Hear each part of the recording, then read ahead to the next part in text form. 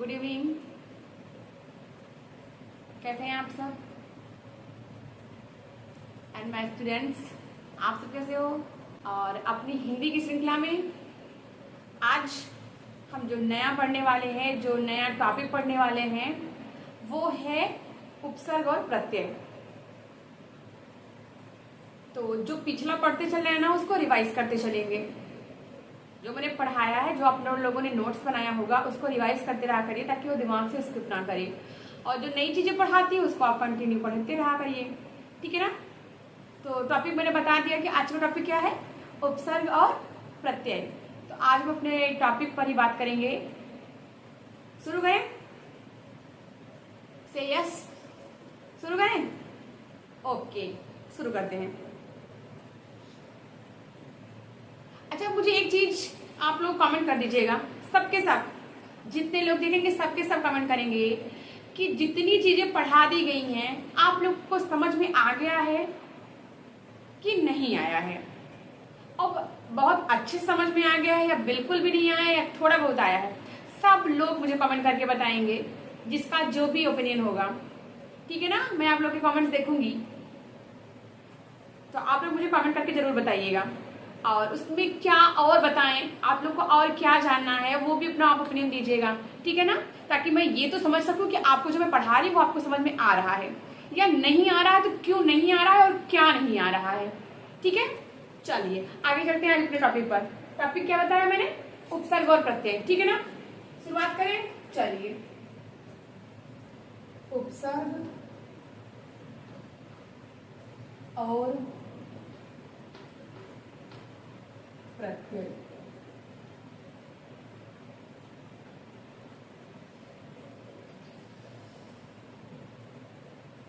पहले पढ़ेंगे उपसर्ग।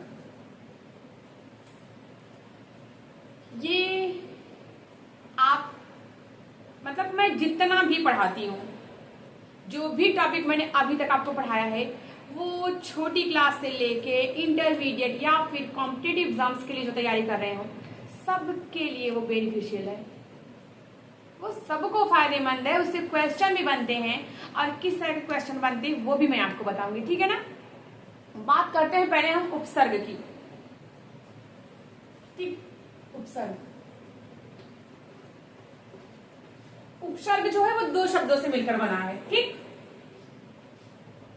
उपसर्ग दो शब्दों से मिलकर बना हुआ है। नंबर 1 उप, नंबर 2 सर्ग। समझ गए हैं? उपसर्ग हमारा दो शब्दों से मिलकर बना है, उप और सर्ग। जब ये दोनों जुड़ जाते हैं तो वही बन जाता है उपसर्ग, ठीक है? अच्छा, उप का क्या मतलब होता है? उप का मतलब समीप या निकट। उप का मतलब समीप या निकट। और सर्ग का मतलब क्या होता है? सर्ग का मतलब रचना करना, रचना या निर्माण करना। ओके, उपसर्ग हमारा दो शब्दों से मिलकर बना है, उप और सर्ग, जिसमें उप का अर्थ होता है समीप या निकट, और सर्ग का अर्थ होता है सृष्टि करना या रचना करना या निर्माण करना, हाँ, बनाना। सर्ग का मतलब बनाना, निर्माण करना, ठीक है ना? मैं नीचे लिख दे रही हूं, निर्माण करना।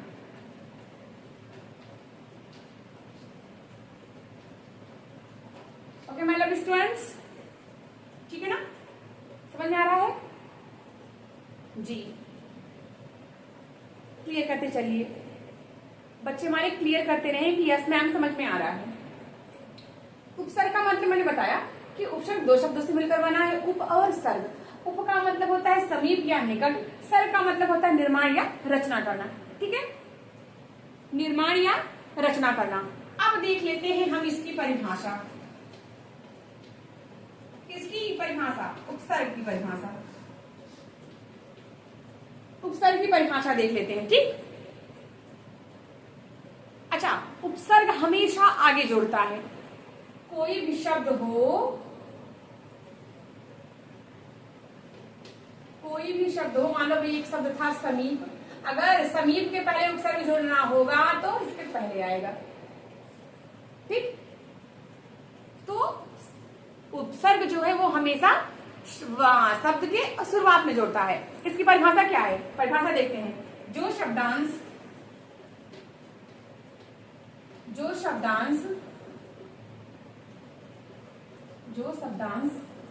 किसी शब्द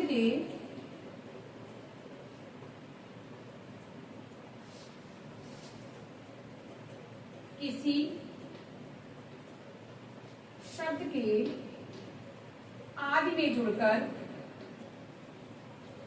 आदि का मतलब शुरुआत में, प्रारंभ में, आदि में जुड़कर,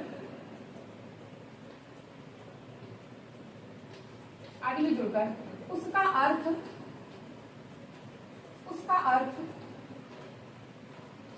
बदल दें, उसे उपसर्ग कहते हैं।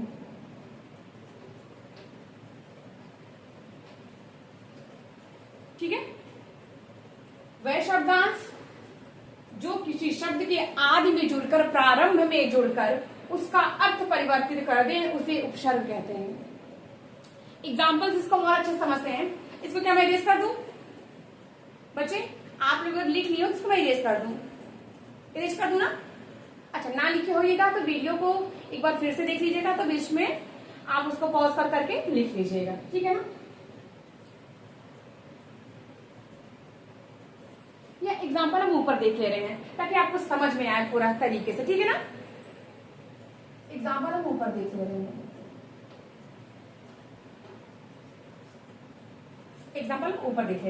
अच्छा, परिभाषा ने हमारे कहा कि जो शब्दांश किसी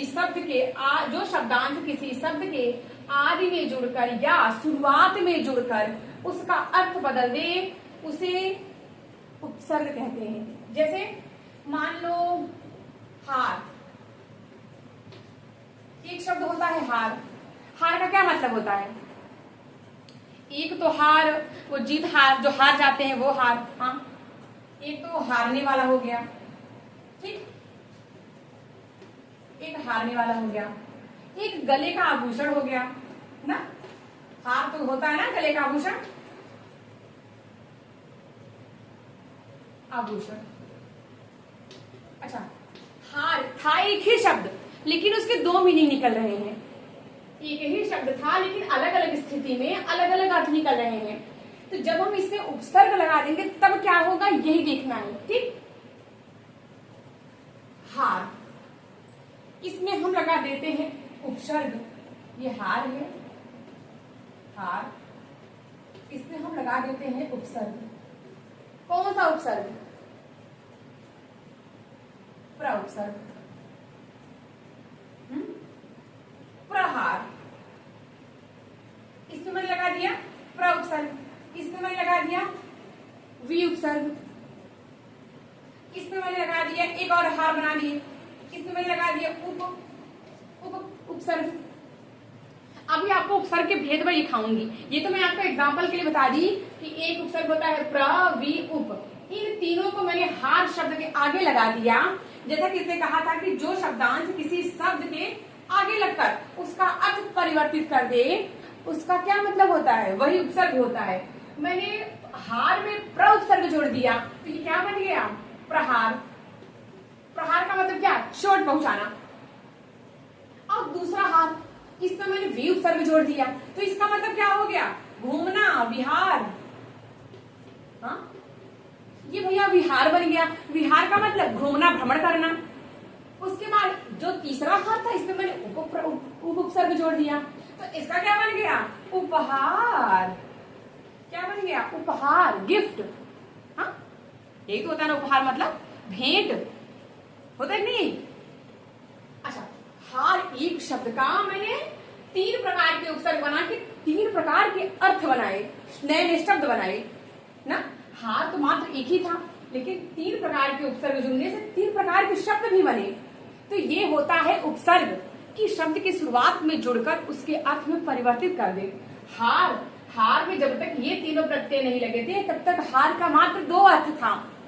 एक तो हार, हार जीत वाला हार, और एक हार गले का आभूषण। लेकिन जब उसमें हमने उपसर्ग जोड़ दिया तो उस हार के कितने अर्थ निकले, देख रहे हैं ना। इसमें मैंने अभी और कोई उपसर्ग जोड़ दूं तो हो सकता है हार के और भी अर्थ निकल आए। तो ये होता है हमारा उपसर्ग। तो अब हम देखते हैं उपसर्ग के, हाँ पहले इसको मैं रेस कर दूं। बच्चे लोग एक बार आप कंफर्म कर दीजिएगा कि मैम समझ में आ रहा है, ठीक है ना। तो मैं आगे चलूं, आगे चलूं, ठीक है। चलिए इसको आप लोग अपना पॉज कर करके धीरे धीरे लिखिएगा, क्योंकि हमें पढ़ना ज्यादा है ना, तो चीजों को बताना पड़ेगा जल्दी जल्दी। अच्छा, अब हम देखते हैं, हमने उपसर्ग तो पढ़ लिया कि उपसर्ग किसे कहते हैं, उपसर्ग का हमने एग्जाम्पल देख लिया, उपसर्ग कैसे बनता है वो देख लिया। अब हम देखते हैं कि संस्कृत में कितने उपसर्ग हैं, ठीक है।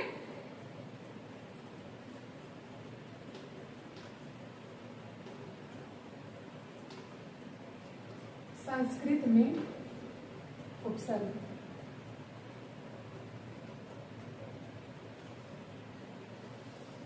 संस्कृत में उपसर्ग, संस्कृत में उपसर्ग, ठीक है। संस्कृत उपसर्गों की संख्या कितनी है? 22। ये आपका एग्जाम में पूछा जाता है। हिंदी में उपसर्गों की संख्या, उर्दू में उपसर्गों की संख्या, संस्कृत में उपसर्गों की संख्या कितनी होती है, और कभी कभी आपको उन्हीं में से उपसर्ग दे देगा कि ये कौन सा उपसर्ग है, ठीक। अब हम पढ़ेंगे संस्कृत में उपसर्गों की संख्या। जैसा कि मैंने आपको बता दिया कि संस्कृत में उपसर्गों की संख्या 22 होती है। अब हमको वो 22 देखना है, पढ़ना है। नंबर वन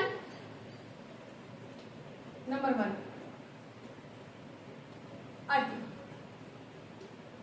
नंबर वन अति।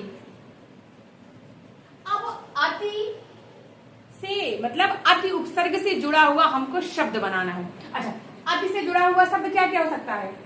अति धन आचार, अत्याचार, हाँ अत्याचार। अति प्लस अधिक, अत्यधिक, हाँ अति उपसर्ग इसको लगा है ना, यही आपके एग्जाम में पूछ लेगा, अत्यधिक उठा के दे देगा। हाँ कॉम्पिटिटिव वाले सुन ले, यही आपका अत्यधिक उठा के दे देगा, पूछ लेगा इसमें कौन सा उपसर्ग है, अत्यधिक में कौन सा उपसर्ग है।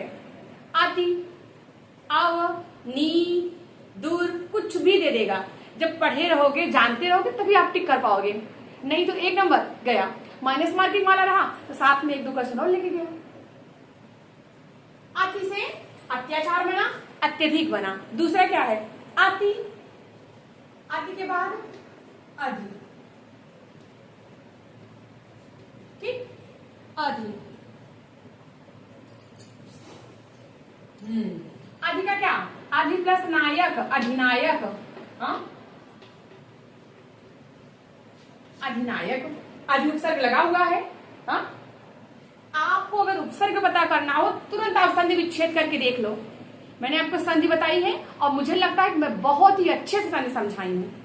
किसी भी चीज का अगर आपको क्लियर अर्थ पता करना हो कि आखिर इसमें क्या लगा है, कैसे बना है, अर्थ क्या होगा, तुरंत आप शब्द का संधि विच्छेद कर दो, आपको अर्थ पता चल जाएगा। अच्छा, अधि से जुड़ा हुआ शब्द अधिनायक और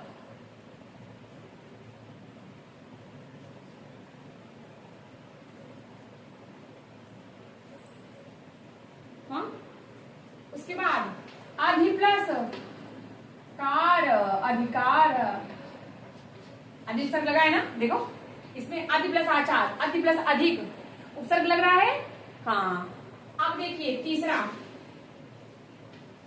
अनुपसर्ग, हाँ अनुपसर्ग,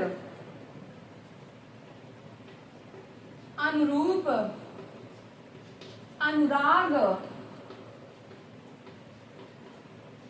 हाँ अनु लगा है कहीं, दिख रहा है? हाँ शॉक ले लो जरा सा, यस ठीक।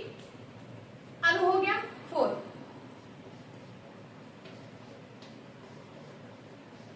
आपके कुल 22 हैं।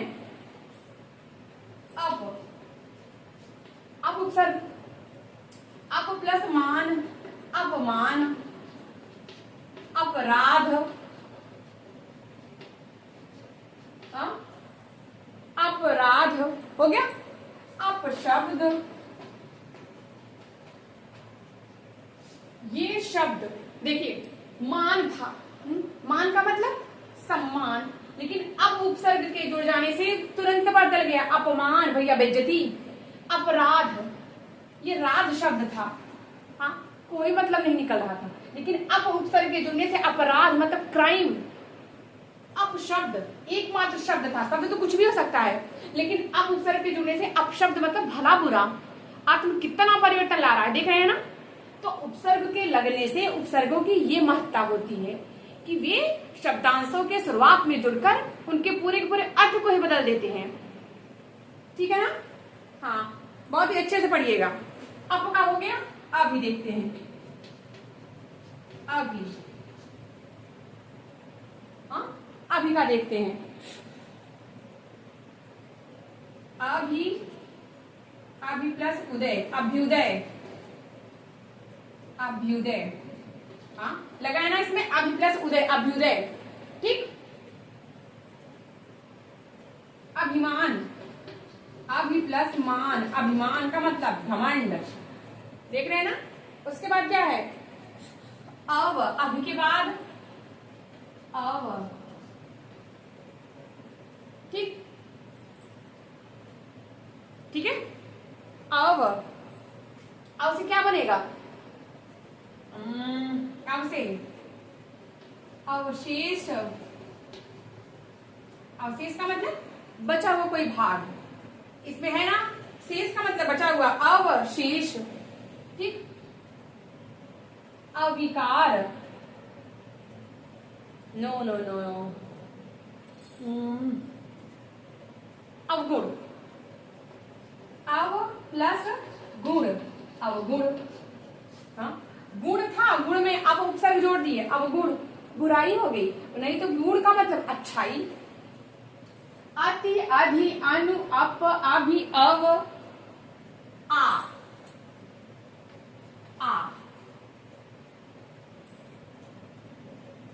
उपसर्ग आराम, आराम, आचार, आचार का मतलब व्यवहार, आराम का मतलब भाई आराम करना। हाँ ये आपके 7 क्या हो गए, संस्कृत के उपसर्गों में हमने अभी तक 7 पढ़ा, आप लोग इसको नोट कर लीजिएगा, हमने 7 लिख दिया है, आप लोग अपनी फेयर कॉपी पे इसको उतार लीजिएगा, ठीक है। आप लोग इसको अपनी फेयर कॉपी पे उतार लीजिएगा। इरेज करूं, आगे बढ़ूं, आगे बढ़ूं, चलिए।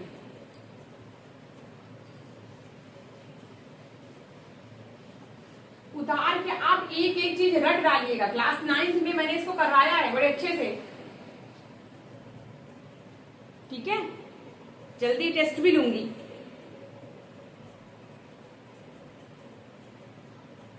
अच्छा ठीक, 7 हुआ था, 8 देखते हैं।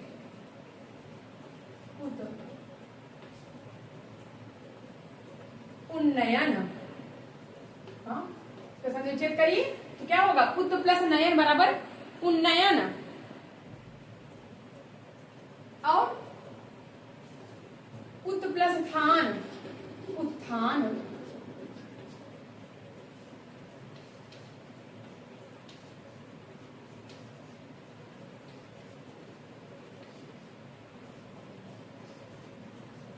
मेरा ब्लैक बोर्ड थोड़ा सा छोटा है इसलिए बार बार इरेज करना पड़ता है। एक सेकेंड मैं इसको इरेज कर दूं ताकि ये दोबारा मेरा इसी में आ जाए। छोटा छोटा लिख दे रही हूँ, ठीक है ना, छोटा छोटा लिख दे रही हूँ। उत का हो गया उन्नयन, ठीक, और क्या था उत्थान, उत प्लस थान बराबर उत्थान। 16, 17, 18, 19, 20, 21, 22, ऐसे आगे पूरा ना बार बार इरेज करना पड़ता तो आपको समझ में भी नहीं आता, ठीक है। कहां तक पढ़ा हमने, उत तक। हमने? उप, दुस, दूर, ठीक। हाँ, मैं आपको 22 के 22 उपसर्ग लिख दे रही हूँ, फिर मैं आपको समझाती हूँ, ठीक है ना? Sorry sorry sorry, wait wait wait.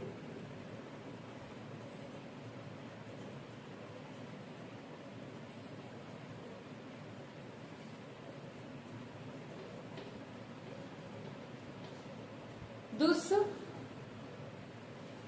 परा, नी, परा, नी, प्रति, सम, ठीक, प्रति, सम।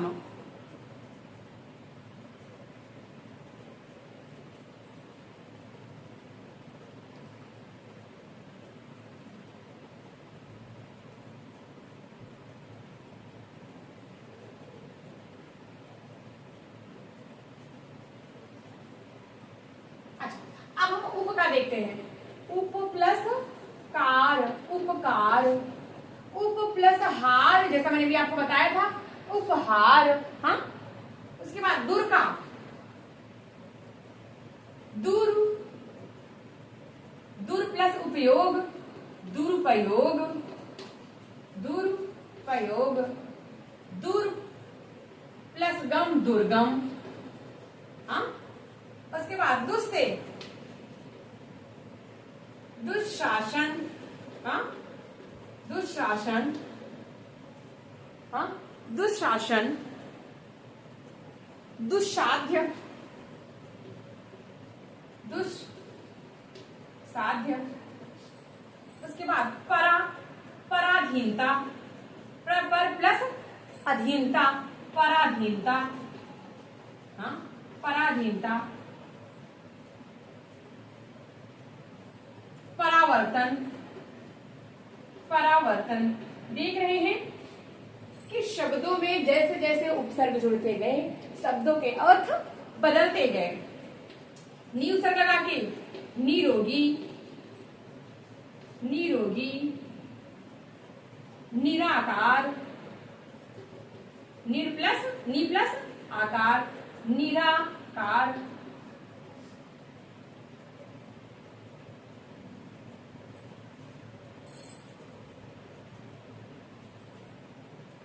अच्छा, प्रति, प्रत्येक,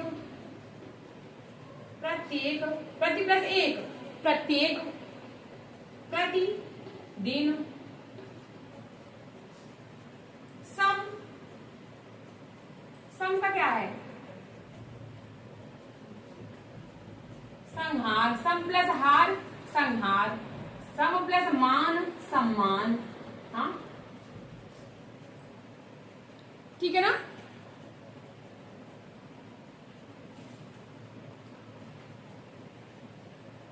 आज मैं आपको ये 15 संस्कृत के उपसर्ग बता रही हूँ।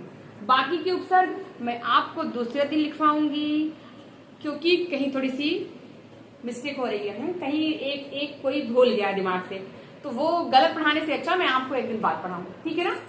आज मैं आपको सिर्फ 15 संस्कृत के उपसर्ग पढ़ाई हूँ। बाकी के 1 2 3 4 5 6 7 में आपको 7 संस्कृत के उपसर्ग पता नहीं कैसे दिमाग से निकल गया, जबकि भी क्लास 9 में करवाया था। बट जरा सी चीजें इधर उधर होती है ना, तो वो जो सीरियल बना रहता है वो बिगड़ जाता है। देखिए नंबरिंग किए थे, बस दिमाग से स्किप कर गया, तो कोई बात नहीं, वो मैं आपको 7 एक अगले दिन पढ़ा दूंगी। अगर लिख लिया आप सब, लिख लिया आप सब, समझ में आ रहा है कि कैसे कैसे उपसर्ग जुड़ा, कैसे कैसे उनके अर्थ में परिवर्तन हुए? आ रहा है समझ में? ठीक है, सबके कमेंट आने चाहिए, सबके कमेंट आने चाहिए, ताकि मुझे लगे कि किन किन को समझ में आया है, ठीक है ना? चलिए, अब मैं इरेज करती हूँ और आपको आगे बताती हूँ।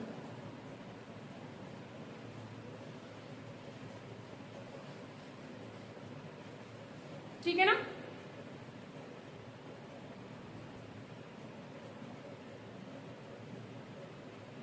अब हम देखते हैं हिंदी के उपसर्ग।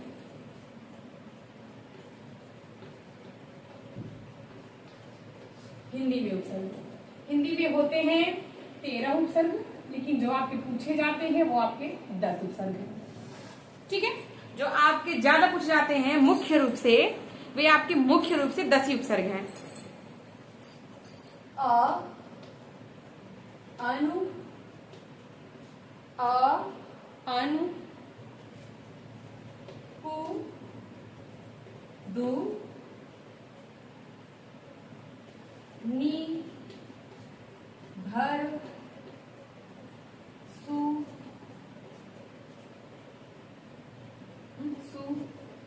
अध, अध, ऊन, पर। ये हैं आपके 1 2 3 4 5 6 7 8 9 ये आपके 10 हिंदी के उपसर्ग हैं। ठीक है, जिनको आपको देखना है।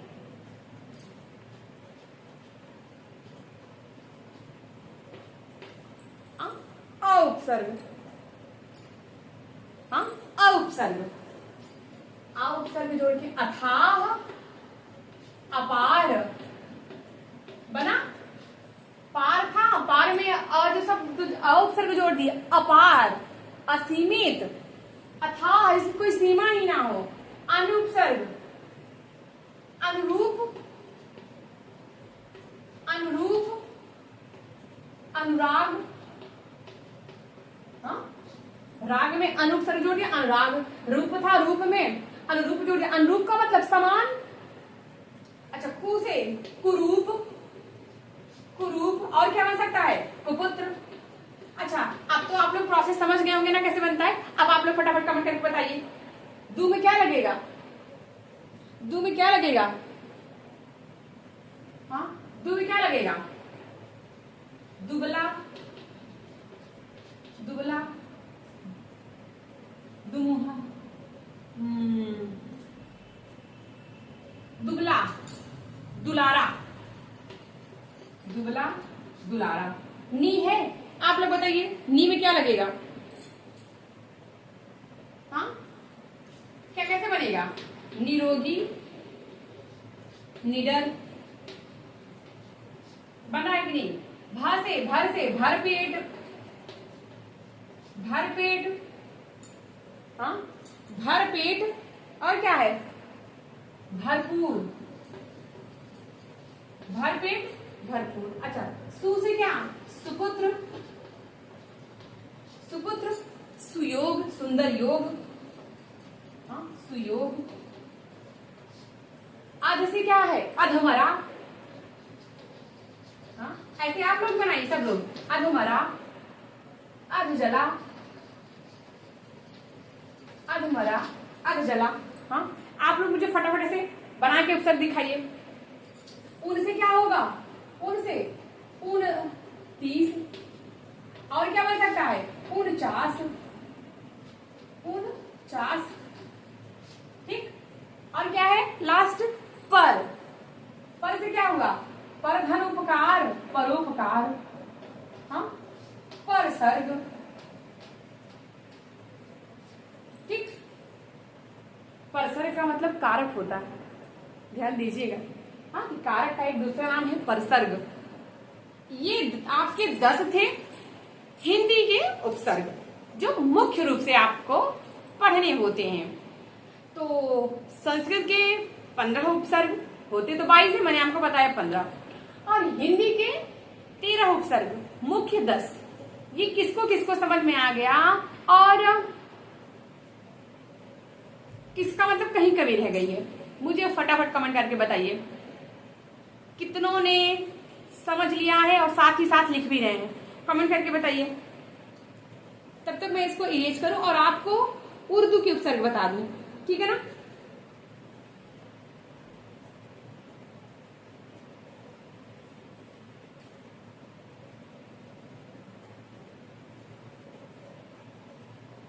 ये खास करके कॉम्पिटेटिव वालों के लिए था, इसलिए जो मुख्य था हमने वही आपको बताया है।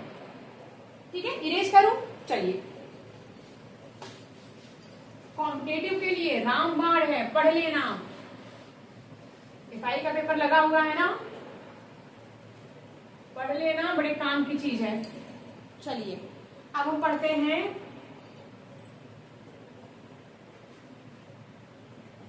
उर्दू के उपसर्ग।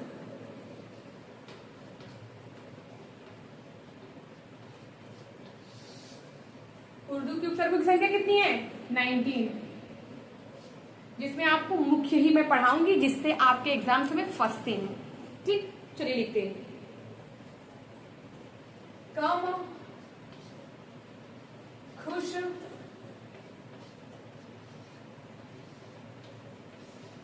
कम, खुश, गैर, ना, ब, बा, बद।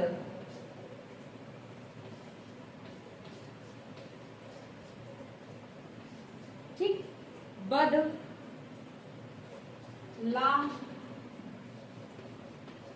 सर, सर, हम, हर, और क्या? दर।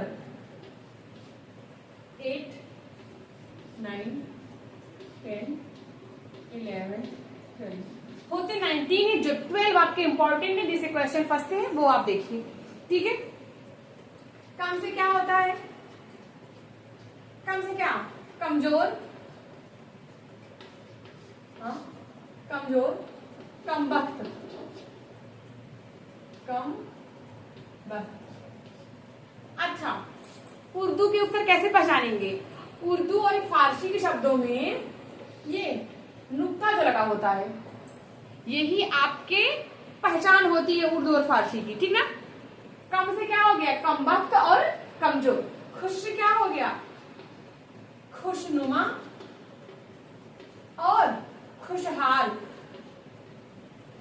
खुशनुमा, खुशहाल। गैर से गैर हाजिर, गैर हाजिर और गैर कानूनी।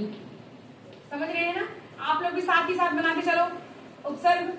अब मुझे बताओ किसमें कौन सा उपसर्ग लगेगा? ये क्या उपसर्ग लगे, क्या बनेगा? नाम से क्या हो गया? नापसंद,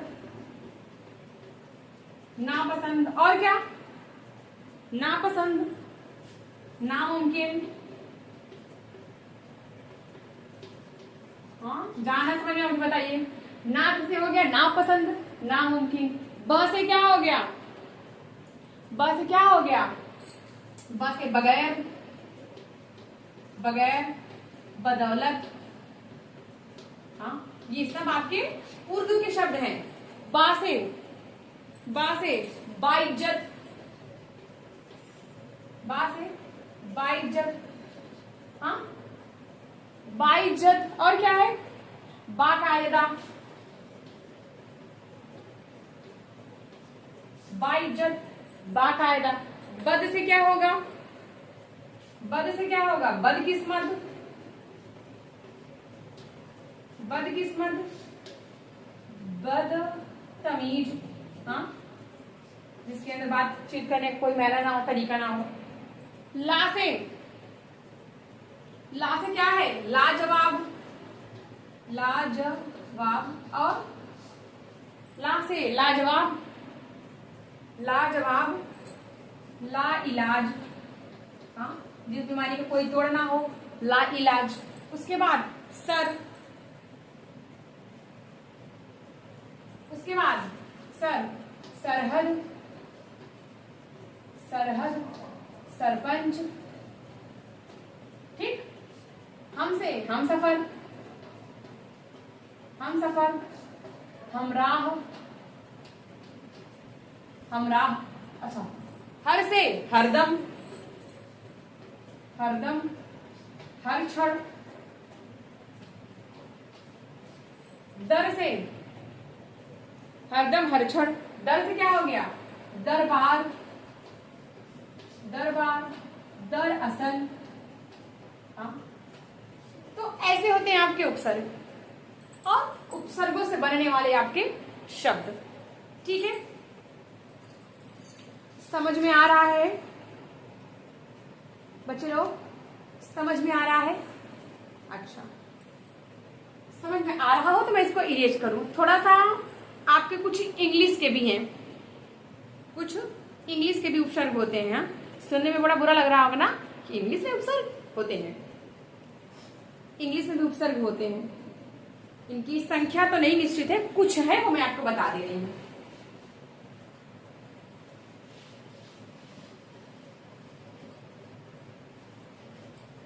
ठीक,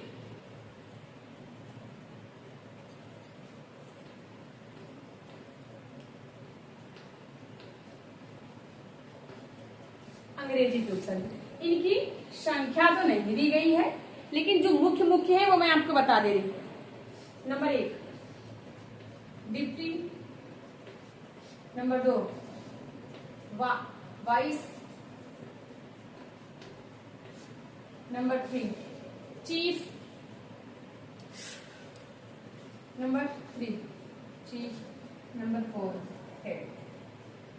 ये कुछ आपके इंग्लिश के थे जिन्हें मुझे लगा कि आपको जानना चाहिए। ना सब इरेज की हो ना, बोर्ड के मेरे ही ऊपर आया है। ठीक, अच्छा, डिप्टी से क्या लगेगा? Deputy CM, deputy CM, deputy CM, deputy manager, deputy CM हो गया, डिप्टी कलेक्टर हो गया, डिप्टी कलेक्टर। ठीक, अच्छा, वाइस से क्या हो गया? वाइस से हो गया वाइस चांसलर, वाइस चांसलर। और क्या हो गया? हाँ, वाइस चांसलर। वाइस प्रिंसिपल होता है, वाइस प्रिंसिपल, वाइस प्रिंसिपल। उसके बाद चीफ से क्या हो गया? चीफ गेस्ट होता है ना, chief guest, chief minister, chief minister.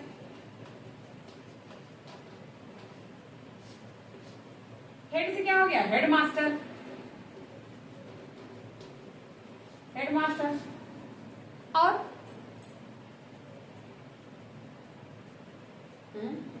Head master, वो जो एक पोस्टमैन आपका आता है उसको क्या कहते हैं? जो डाकिया होता है उसका प्रमुख जो होता है, हाँ, एक जिसको बड़े बाबू कहते हैं, हेड क्लर्क। तो ये थे आपके अंग्रेजी के उपसर्ग। ठीक, ये जो कुछ थे ये थे आपको अंग्रेजी के उपसर्ग जिनको मुझे ऐसा लगा कि आपको जानना चाहिए और मैंने आपको बताया। ठीक है, समझ में आ रहा है ना? हाँ, मुझे आप बीच बीच पे कंफर्म करते रहा करिए और मेरे साथ चला करिए। जैसे मैं बनाती हूँ ना, आप भी मेरे साथ साथ बनाते चलो, जल्दी सीखने को मिलेगा। हाँ, मेरे साथ चलोगे तो सीखने को बढ़िया से आएगा। तो आप भी मेरे साथ बनाते रहा करिए, कैसे मैम कर रही हैं, हाँ, कौन से उपसर्ग में क्या शब्द जोड़ी हैं, उसका अर्थ क्या होगा, मेरे साथ देखते रहा करिए, मेरे साथ चला करिए। ठीक है, अच्छा, अब हम देखते हैं प्रत्यय। अब हम क्या देखेंगे? प्रत्यय। सब ऊपर उड़ के आ रहा है। अब क्या देखेंगे? प्रत्यय।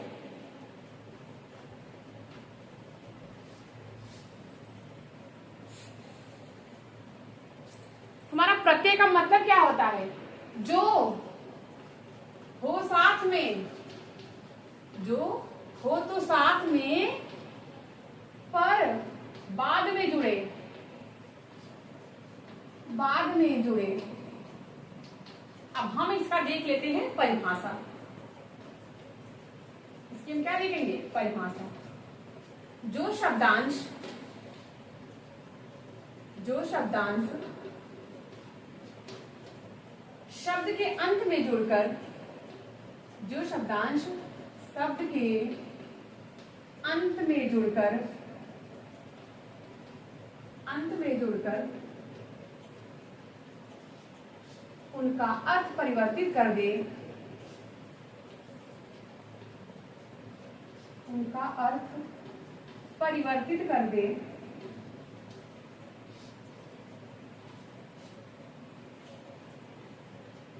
प्रत्यय कहते हैं।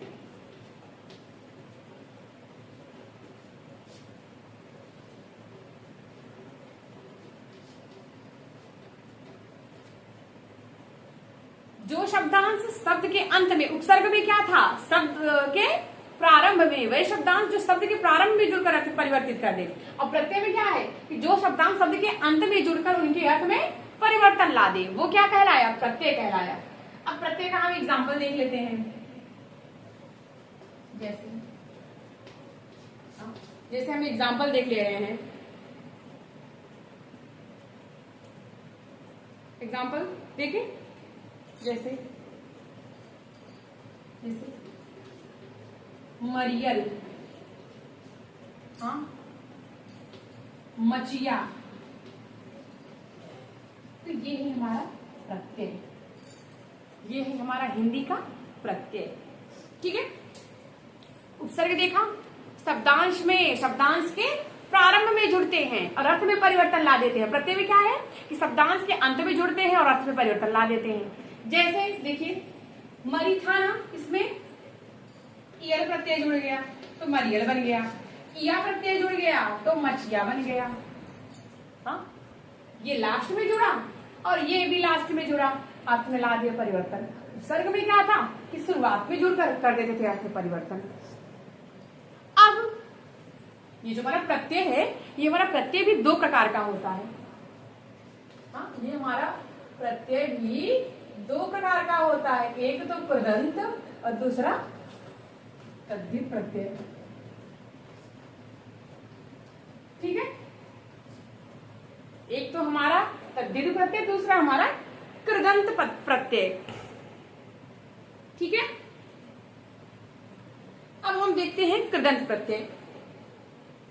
अब हम क्या देखेंगे, कृदंत प्रत्यय। मुझे ये आशा है कि आप लोग को समझ में आ रहा होगा।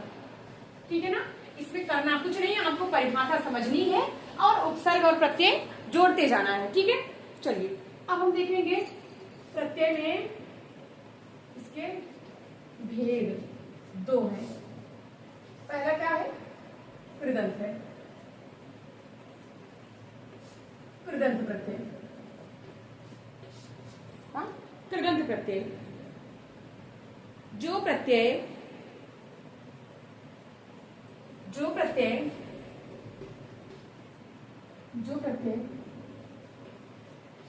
धातु, जो प्रत्यय धातु या क्रिया के अंत में लगते हैं, क्रिया के अंत में लगते हैं, वे क्या कहलाएंगे आपके, वे कहलाएंगे आपके कृदंत प्रत्यय। कृदंत प्रत्यय कहलाते हैं।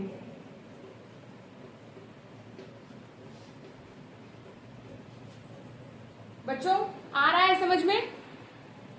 हाँ, मुझे हाँ या ना का जवाब देते चलिएगा मेरे साथ साथ। अच्छा, अब हम देखते हैं कि वे कृदंत प्रत्यय कौन कौन से हैं। ठीक, नंबर 1 आई, इया, इया, तीसरा अनीय, अनीय। ठीक है, आई में क्या हो सकता है, आई में हो गया पढ़ाई,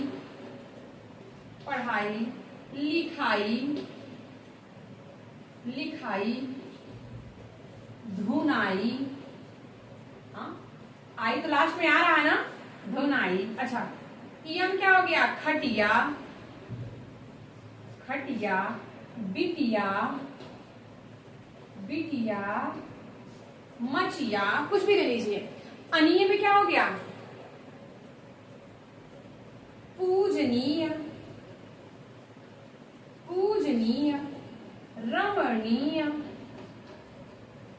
रमणीय। ये सब आपके प्रत्यय के भेद कृदंत प्रत्यय में आते हैं, जिसमें जो प्रत्यय धातु या शब्द के या धातु या क्रिया के अंत में लगता है। देखिए कैसे पता चला, पढ़ का मतलब क्या होता है, पढ़ना का मतलब, पढ़, जो पढ़ है वो धातु है, इस पढ़ में ई लगा पढ़ाई, लिख में ई लगा आई लगा लिखाई, धुन में आई लगा धुनाई। अच्छा, इया, खट में इया लगा खटिया, बिट में इया लगा बिटिया, अनीय है पूज में अनीय लगा पूजनीय, रम में नी अनीय लगा रमणीय। हाँ, तो ऐसे आपके जो कृदंत वाले प्रत्यय होते हैं वो भी लगते हैं किसमें, शब्द के अंत में ही, लेकिन वो धातु वाले शब्द होते हैं। हाँ, धातु का मतलब जो मूल शब्द होते हैं उनमें ये परिवर्तन होता है। ये 3 तो हो गए, बाकी का देखते हैं हम। बाकी का देखते हैं। चौथा ईयल, 5वां उत, उक, ईयल उक वाला। ठीक है, ईयल में क्या हो गया, अड़ियल, अड़ी था, अड़ था, ईयल हो गया अड़ियल।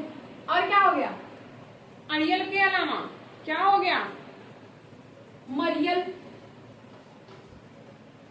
मरियल। उक का क्या हो गया, हाँ, उक का क्या हो गया, भिक्षुक, भिक्षुक, इच्छुक।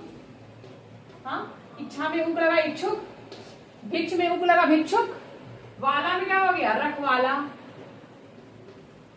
रखवाला। और क्या हो गया, रखवाला। और क्या हो गया,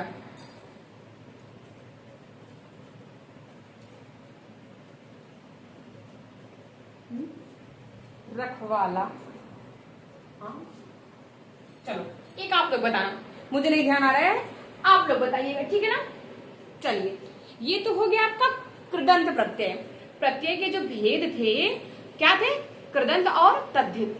कृदंत का क्या था, धातु के अंत में लगता है।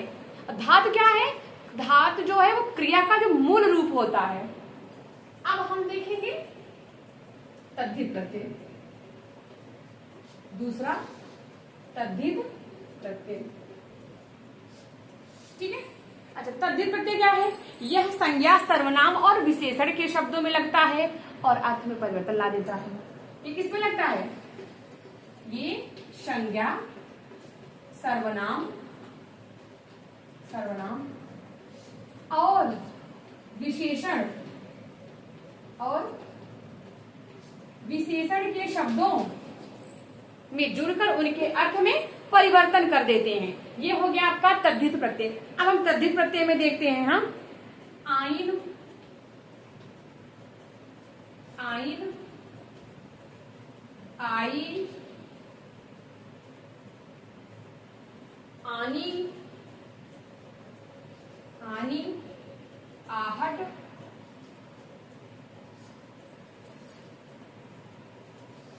अब आपका जो है टॉपिक वो समाप्ति पर चल रहा है। आहट, आहट, इल और इन, ये था आपका तद्धित का। अच्छा, आइन से क्या बनेगा, ठकुराइन, हाँ, ठकुराइन। और क्या बनेगा, ठकुराइन, पंडिताइन, हाँ, पंडिताइन। आई से क्या बनेगा, आई से क्या बनेगा बताइए, चतुराई। आई से क्या बना, चतुराई, बुराई। आनी से महारानी, महारानी, हाँ, बहुरानी, बहुरानी। ये दोनों में क्या है, आनी प्रत्यय है। अच्छा, आहट है, आहट से क्या हो गया, घबराहट, घबराहट, सरसराहट, सरसराहट। हाँ, ये आपका देख रहे हैं ना, ये संज्ञा सर्वनाम या विशेषण के शब्दों के साथ परिवर्तन में आते हैं। समझ रहे हैं आप बात को, ठीक। अब इल में क्या होगा, इल में क्या होगा बताइए, इल में क्या होगा, कुटिल, कुटिल, धूमिल, कुटिल, धूमिल। इनमें क्या होगा, इनमें बताइए जल्दी से, इनमें क्या होगा, कुलीन, कुलीन, प्रवीण। इसमें क्या है, इन प्रत्यय में। आया समझ में। उपसर्ग क्या था, उपसर्ग जो मैं आपको लास्ट में जाते जाते एक बार फिर से उन चीजों को रिवाइज कर देती हूँ जो लास्ट में देखे हों, जो बीच में आए हो सेशन के, या जिनको कहीं डाउट रह गया हो, उनके लिए आज जो मैंने पढ़ाया वो क्या था, उपसर्ग और प्रत्यय। मैंने उपसर्ग क्या क्या बताया, उप का मतलब समीप या निकट में, सर्ग का मतलब निर्माण करना, कि जब नए शब्द का निर्माण हो, जैसे वह शब्दांश जो अपने शब्द के साथ जुड़कर, वह शब्दांश जो शब्दांश किसी शब्द के आरंभ में जुड़कर, बताते बताते थोड़ा सा दिमाग से निकल जाता है, जो शब्दांश वह शब्दांश जो किसी नए शब्द के साथ, सॉरी देखिए फिर गड़बड़ हो गया, जो शब्दांश किसी शब्द के आरंभ में जुड़कर, जो शब्दांश किसी शब्द के प्रारंभ में जुड़कर, आदि में जुड़कर उनके अर्थ में परिवर्तन कर दे, उसे उपसर्ग कहते हैं। जैसे मैंने आपको हार का एग्जांपल दिया था कि हार के, एक हार का हारना हो गया, जो जीत हार वाला होता है। एक हार का मतलब गले का आभूषण, लेकिन मैंने उसमें 3 प्रकार के उपसर्ग लगाए जिससे उसका अर्थ परिवर्तित हो गया। एक मैंने बताया उपहार, जिसका मतलब भेंट। एक मैंने आपको बताया वी प्लस हार, विहार, घूमना। एक मैंने आपको बताया प्र प्लस हार, प्रहार। प्रहार का मतलब चोट पहुंचाना। ये तो था आपका उपसर्ग। उपसर्ग में मैंने आपको बताया कि संस्कृत के उपसर्गों की संख्या 22 है। मैंने आपको उनमें से 15 प्रकार बताए जो इंपॉर्टेंट थे। उसके अलावा मैंने आपको हिंदी के उपसर्ग बताया। मैंने आपकी हिंदी में उपसर्गों की संख्या 13 बताई, जिसमें से इंपॉर्टेंट 10 मैंने आपको लिखवाया और बताया भी बाकायदा, और आशा करती हूँ कि आपको समझ में भी आया होगा। उसके अलावा मैंने आपको उर्दू के बताए। मैंने आपको उर्दू में 19 लिखवाए। उसके बाद मैंने आपको इंग्लिश में भी उपसर्गों की संख्या 4 या 5 बताई। इसमें संख्या नहीं होती है, जो मोस्टली इंपॉर्टेंट था वो मैंने आपको बता दिया। उसके बाद मैंने आपको प्रत्यय बताया कि जो शब्दांश किसी शब्द के अंत में जुड़कर उनके अर्थ में परिवर्तन ला दे, वो क्या कहलाया, प्रत्यय कहलाया। प्रत्यय में मैंने बताया कि उपसर्ग पहले जुड़ते हैं, अर्थ में परिवर्तन लाते हैं, और प्रत्यय बाद में जुड़ते हैं। तो उनमें से मैंने आपको कुछ प्रत्यय भी लिखवाए। जैसे प्रत्यय के 2 भेद होते हैं। कृदंत, जो धातु के अंत में लगता है। धातु का मतलब मूल शब्द, जैसे लिखना, लिखना का जो मूल शब्द है वो है लिख। पढ़ना का पढ़, दौड़ना का धा, दौड़, ये आपका मूल शब्द है। उसके अलावा कृदंत के अलावा तद्धित प्रत्यय, मैंने आपको तद्धित में भी बताया, जो संज्ञा, सर्वनाम और विशेषण के शब्दों में परिवर्तन ला दे, वे हो गए आपके तद्धित प्रत्यय। और इन कृदंत और तद्धित में मैंने आपको 8 से 10 मैंने आपको टाइप्स भी लिखवाए, और मैंने बाकायदा आपको उनसे जो निर्मित शब्द है मैंने आपको वो भी लिखवाया। जहां तक मेरी कोशिश थी कि आपको बेस्ट से बेस्ट मैं उपसर्ग और प्रत्यय पढ़ाऊं, और मैं अपने इस कार्य में, मुझे लगता है कि मैंने आपको अपना 100% दिया है। आपको कैसा लगा सेशन, कितना समझ में आया, आइए आप मुझे कमेंट में बताइएगा। और फिर मिलेंगे अपने नए टॉपिक के साथ नई क्लास में। तब तक के लिए नमस्कार।